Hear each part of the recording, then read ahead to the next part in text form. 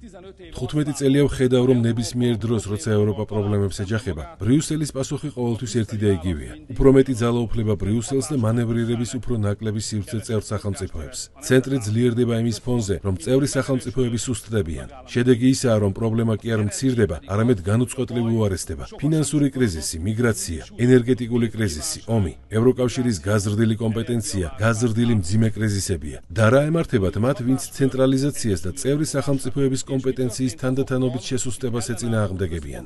ნებისმიერს, ვინც გუნდიდან გადაუხვევს, ნებისმიერს, ვინც წევრი სახელმწიფოს ეროვნულ ჩარჩოს იცავს, ევროკავშირის მხრიდან სახსრების შეწყვეტა ემუქრება. თუ ესეც არ იმუშავებს, ბრიუსელი ძირს გამოუთხრის ეროვნულ მთავრობას, ჩაერევა და მარიონეტულ პარტიებს დააწინაურებს, რომლებიც უარს იტყვიან ეროვნულ სუვერენიტეტზე და ბრიუსელის ინტერესებს დაემორჩილებიან. ძვირფასო მეგობრებო, დამფუძნებელ მამებს ევროკავშირი ამ მიზნით არ შეუქმნიათ. გამოიწერე და გაიგე ამბები ლიბერალური ცენზურის გარეშე.